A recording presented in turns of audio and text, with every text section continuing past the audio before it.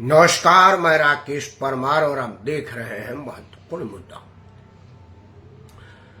मित्रों, आज का महत्वपूर्ण मुद्दा है कि भारत और पाकिस्तान के बीच जो झड़प हुआ था, युद्ध हम इसलिए नहीं कह सकते कि दोनों ही देशों ने इसको युद्ध का नाम नहीं दिया था। वाकया आपको पता है, पहलगाम में हमारे निर्दोष लोगों को चुन चुन करके धर्म पूछ करके गोली मारने का सजा भारत के प्रधानमंत्री ने निर्धारित किया, सेनाओं ने उसको इंप्लीमेंट किया और बाद में पाकिस्तान ने रिटेलिएट किया। भारत ने फिर उसका जवाब दिया। जब पाकिस्तान को लगा कि अब संभव नहीं है सरवाइव करना, तो अमेरिका के शरण में गया। अमेरिका ने भारत को कहा, भारत ने बोला कि बायलैटरल डायलॉग है, हम किसी तीसरे की नहीं मानेंगे, तुम बात करो।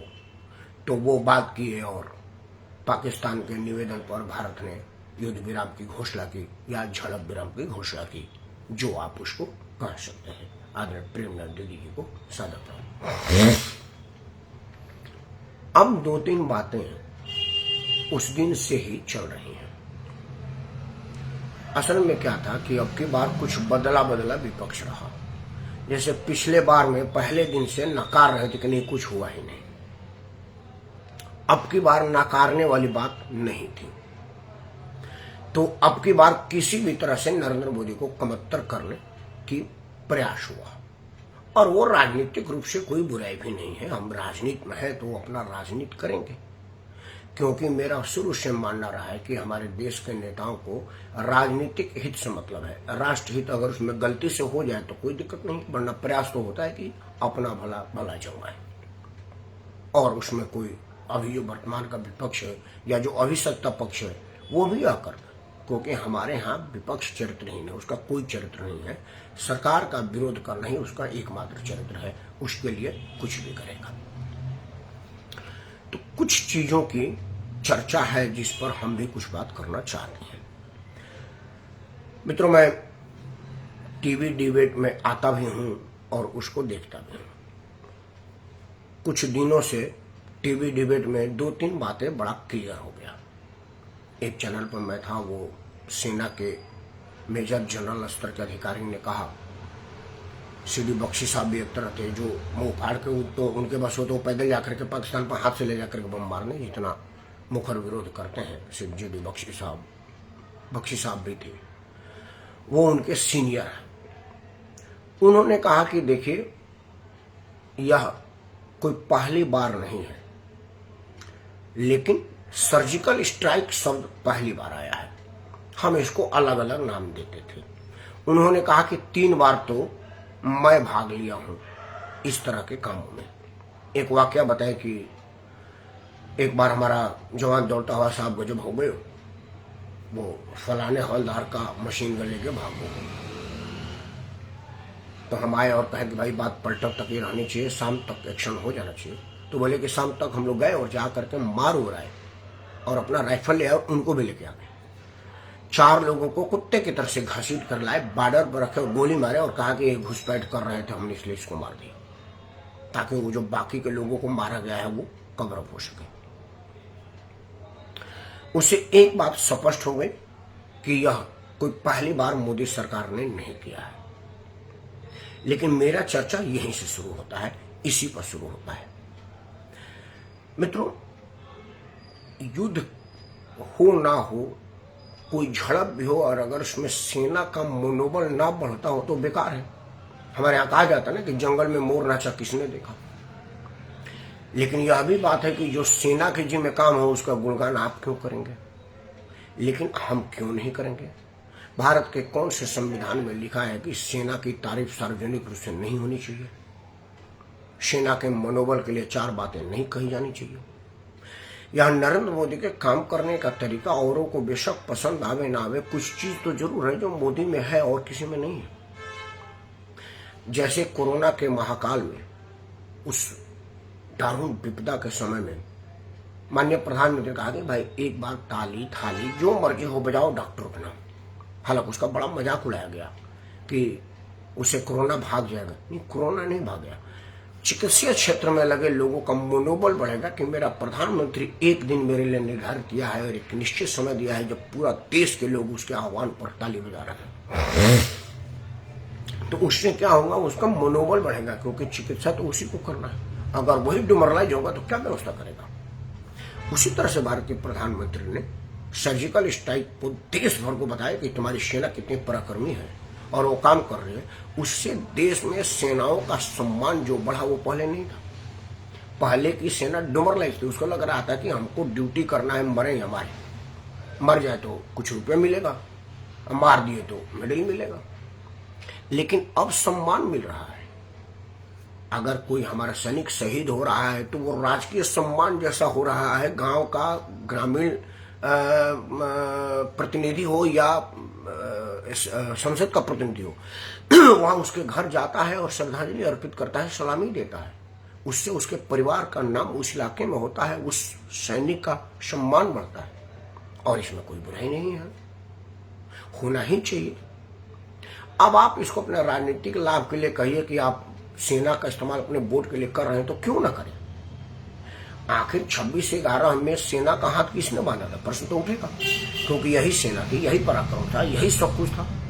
और 26/11 में आए, हमारे सैकड़ों लोगों को मार कर चले गए, हजारों लोगों को जख्मी किया, भारत के नेशनल प्राइड को पूरे दुनिया में दागदार किया और हम चुपचाप बैठे रहे। उस वक्त भी तो यही सेना थी। अगर एक काम सेना को ही करना था तो उस वक्त सेना ने क्यों नहीं किया। मतलब किसी ने सेना को रोका, उनके पराक्रम को कहा कि नहीं तुम पराक्रमी मत बनो, तुम नपुंसक बने रहो, हमको राजनीति करनी है। और अभी नरेंद्र मोदी ने पहलगाम में कुछ लोगों का निर्दयतापूर्व हटो, अब मोदी ने कहा कि उन्हें 5 मार दो, 500 मार जाओ, जल्दी आओ। और आज पाकिस्तान की स्थिति, दुनिया पाकिस्तान चिल्ला रहा है। लेकिन हमारे राजनीतिक दल के लोगों को कुछ बातों पर राजनीति करनी है। जैसे शुरू से ही हुआ, जब ये सब बवाल ठंडा हुआ, विपक्ष ने मांग किया कि कितने राफेल गिरे हैं। वो राफेल इसलिए गिराना चाह रहे थे कि पाकिस्तान को पता चले कि राफेल यहाँ भी मरी हुई, क्योंकि वो राफेल ने ही सारा कोहराम मचाया था पाकिस्तान में। वो जो पाकिस्तान के मुख्य हवाई अड्डों को नष्ट किया गया, वो राफेल से दागी गई मिसाइलें थी। तो राफेल को जख्मी दिखाना, मरा हुआ दिखाना, डिस्ट्रॉय दिखाना बड़ा जरूरी था, और इसके लिए विपक्ष मांग करने लगा। मैं एक बात नहीं समझ पा रहा हूँ कि अगर 15, 20, 50, 100 राफेल भी अगर हमारा नष्ट हो गया होता तो उसमें विपक्ष को क्या आनंद आता। ये कौन सा अपने देश के सेना के मनोबल को गिरने पर आनंद मनाने की जरूरत है। युद्ध दो तरफा होता है। यहाँ ऐसा तो है नहीं कि कोई दरोगा किसी अपराधी को बुलाया और उल्टा करके बेल्ट से मारे जा रहे और अपराधी सिर्फ आ रहा, छोड़ दीजिए, माफ कर दीजिए, रहने दीजिए, दया करिए, कहता हूँ। ऐसा तो होता नहीं। ये तो है नहीं कि कोई दबंग किसी गरीब आदमी को जूतों से मार रहा है और वो सिर्फ चिल्ला रहा है, बचाओ बचाओ भी नहीं कर रहा।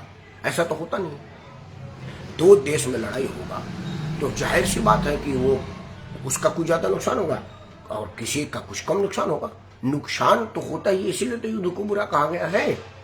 अगर युद्ध में नुकसान ही नहीं होता तो हर आदमी युद्ध कर लेता। फिर दुनिया युद्ध को रोकने के लिए क्यों मुहिम चलाती है। क्या जरूरत है अमेरिका के राष्ट्रपति को कहना कि युद्ध बंद कर दीजिए, ट्रेड करिए, व्यवसाय करिए, युद्ध क्यों कर रहे हैं। युद्ध बुरी चीज है, तभी तो कहा जा रहा है। हालांकि इन सब चीजों पर विराम लगाते हुए हमारे सीडीएस महोदय ने कहा है कि राफेल की कोई नुकसान नहीं हुई है, कोई एक छोटी विमान गिरी है। और सब उसके बाद सारे विपक्ष वालों को कि मतलब अब हम देशद्रोही नहीं है। सीडीएस साहब ने कह दिया। नहीं, सीडीएस के मुंह में उंगली डाल के कहलवाया गया। झड़प के दौरान हमारे सेना के बड़े अफसर लोग आते थे, प्रेस कॉन्फ्रेंस करते थे।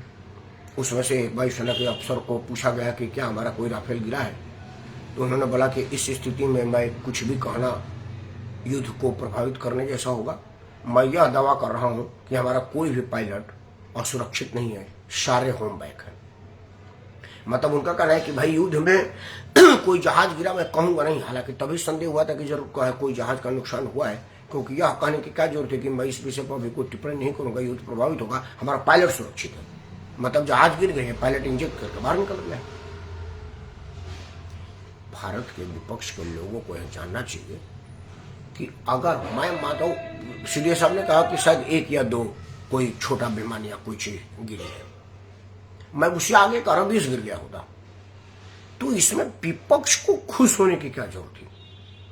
हमारे लोग हैं, हमारा सेना है, हमारे पैसे से वो वायुयान खरीदा गया है और युद्ध के लिए दिया गया। और जब पायलट टेक ऑफ करता है तो ये मान के चलता है कि मैं वीर गति को प्राप्त होऊंगा या वीरता करके आऊंगा। दो ही चीज है, उसके बाद तीसरा तो ऑप्शन नहीं होता ना पायलट के बाद। जब पायलट हमारा फाइटर पायलट सब लाव लश्कर के साथ लेकर के उड़ता है, बम गोला बारूद, तो उसके बाद सिर्फ दो विकल्प होता है, वीर गति को प्राप्त करेगा या वीरता करके वापस आएगा।